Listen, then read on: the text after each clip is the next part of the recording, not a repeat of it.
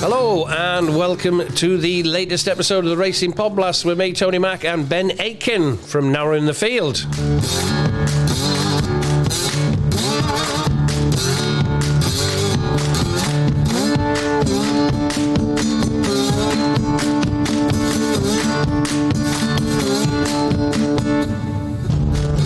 And we're off to the Cheltenham November meeting today for this week's PodBlast action, covering 3 races from their Saturday card, including the big race of the day, the Paddy Power Gold Cup. And we also have our PodBlast news segment, a satirical look at some of racing's headlines from recent days.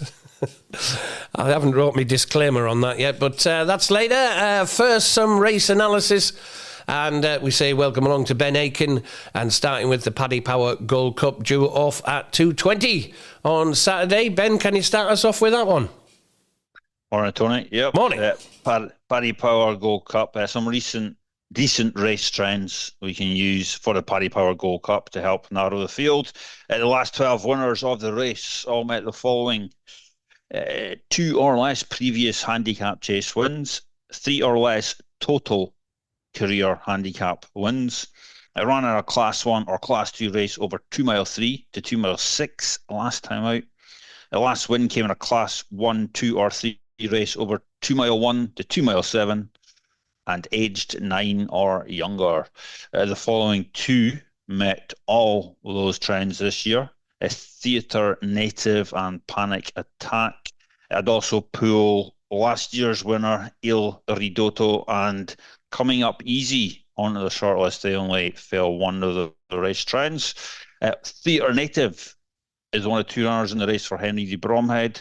She won a mare's chase by 10 lengths over half a furlong further at the Cheltenham April meeting on her handicap chase debut. So she clearly handles the undulations of the track very well. That race was on the new track. The Paddy Power is on the old track, but that shouldn't be an issue for her. She's already had an outing this season when finishing 3rd at Limerick in October. She's 0 from 4 off breaks of 150 days or more, so she will have needed that run to sharpen her up. And she was ridden that day in the manner of one that was being prepped for another target. She's only had the 6 chase starts and 3 handicap chase starts, and it's not hard to think there's likely more still to come from her. Theatre Native. A Panic Attack.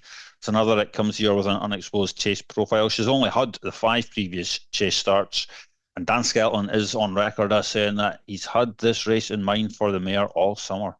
So you'd expect she'll be as ready as she can possibly be for this. She goes well under these conditions.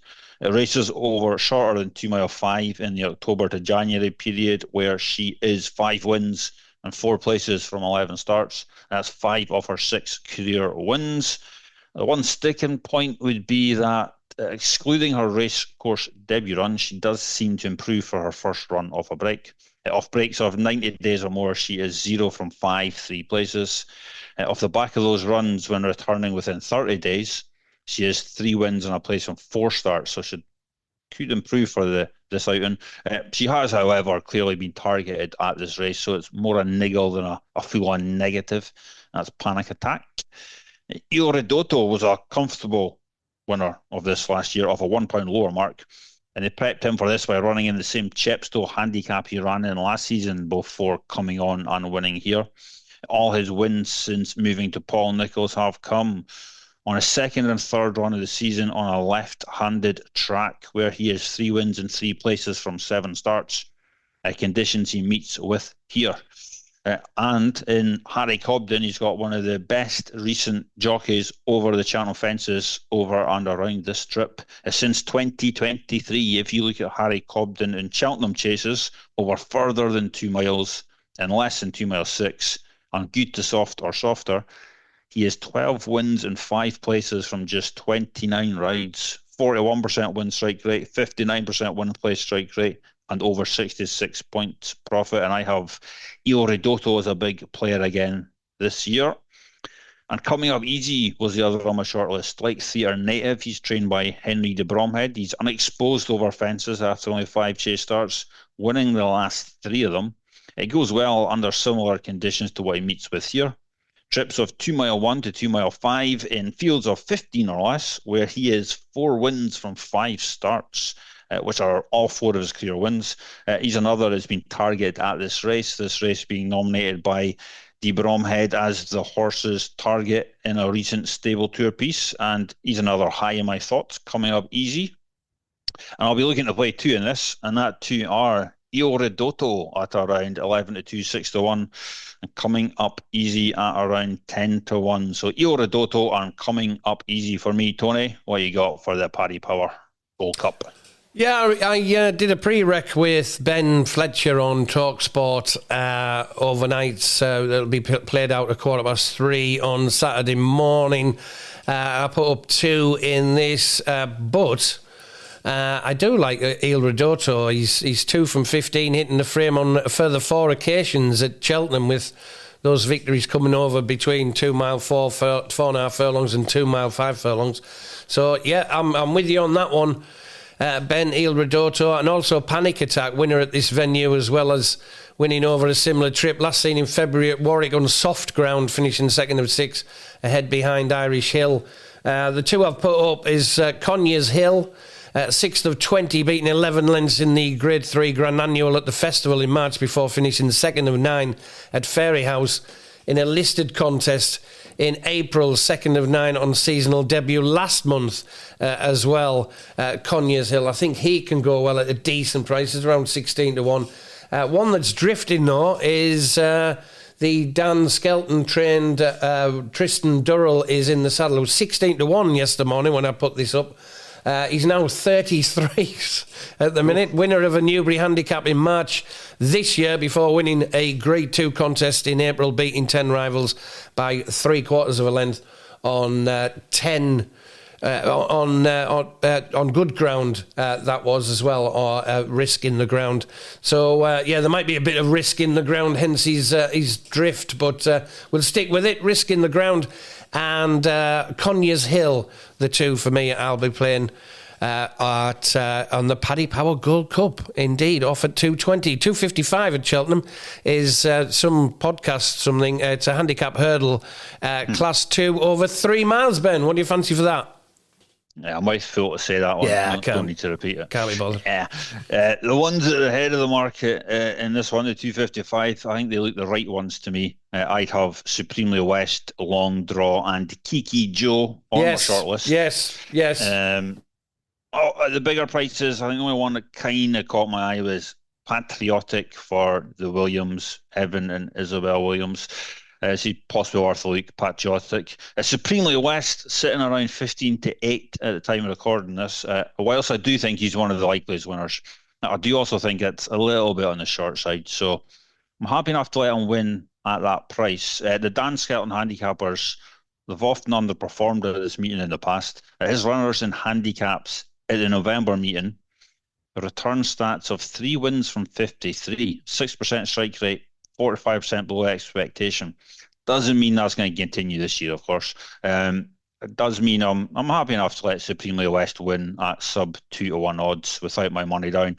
One of those, won't be surprised if he does win and boost those stats a little bit, but not personally going to be backing Supremely West. The one from near the head of the market that most interests me is Kiki Joe for Hobbs and White, especially with the likelihood of softening ground at play. This is only his 7th career start, only his 5th over hurdles. He had one in France before moving to Hobbs. And he shapes as one that's better than his current mark of 120, especially when he gets some cut underfoot, which I'm pretty sure he's going to get on Saturday. His win in France came on very soft ground, and his one win over here so far came on soft ground at Newbury over 2 mile 4. It was a bit of a strange sort of run from the 5-year-old, that one, but his stamina properly kicked in once jumping the last that day. And I think this 3 mile trip on rain softened ground with the stiff uphill Cheltenham finish packed on at the end, it may well be bang ideal for Kiki Joe. Also worth noting actually that Philip Hobbs has often done well with similar types to Kiki Joe at this November meeting.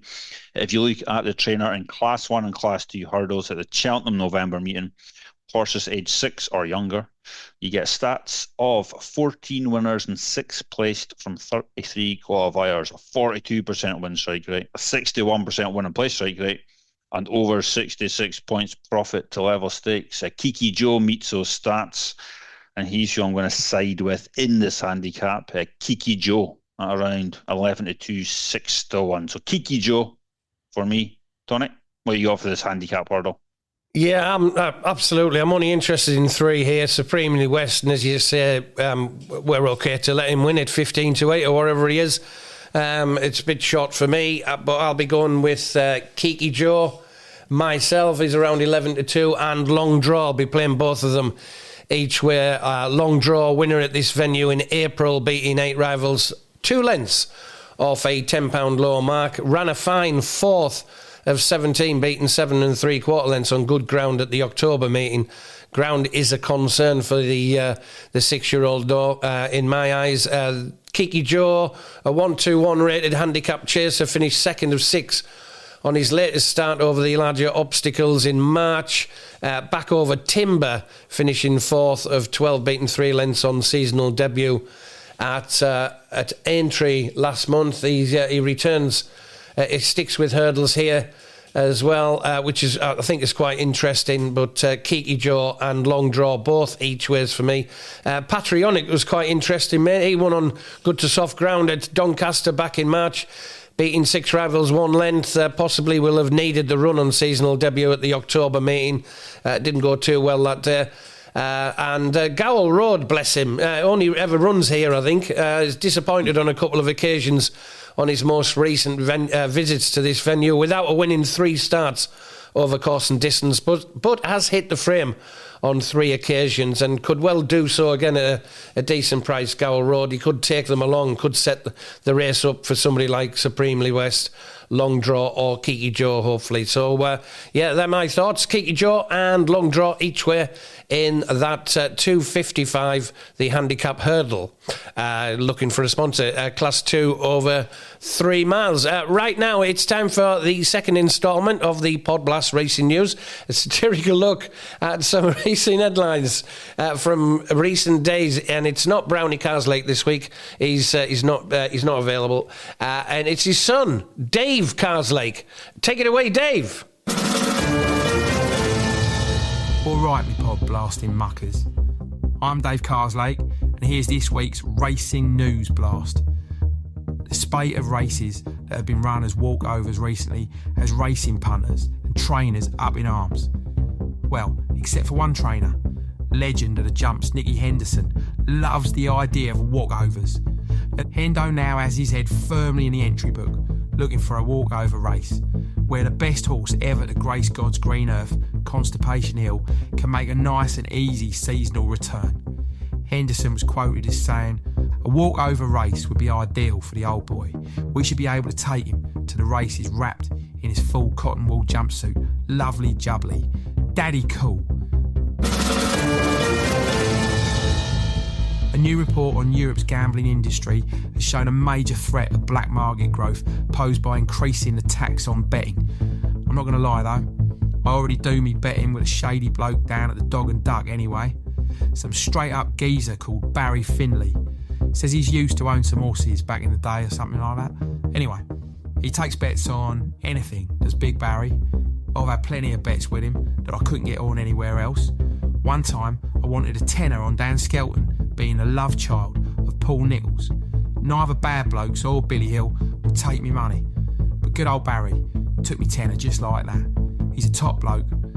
Now I just need to find a way to prove Big Dan is actually the love child of Paul Nicholls. My old man's a dustman, know what I mean, Harry? Finally, the BHA has apologised after a clerical error turned a race day debut into a very public lesson on hoofwear bureaucracy.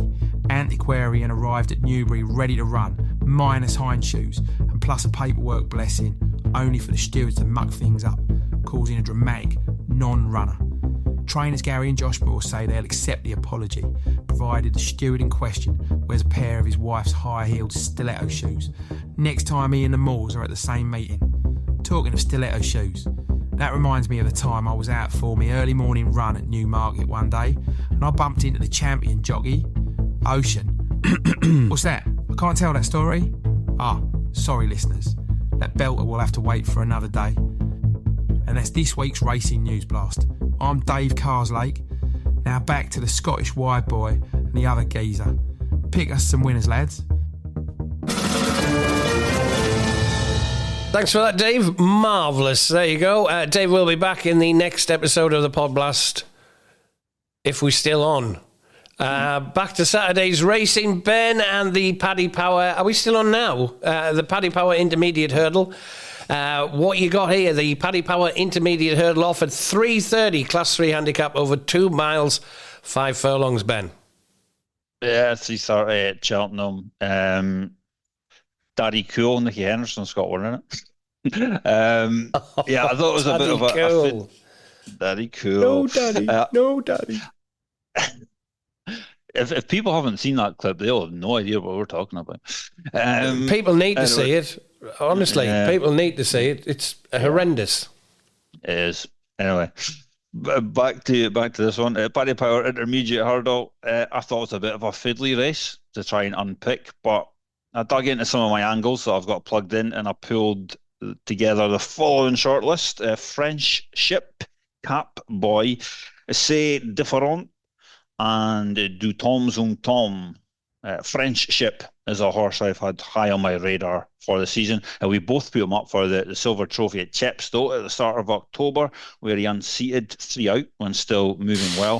He justified our confidence next time out when he won by 4 lengths at the Cheltenham October meeting.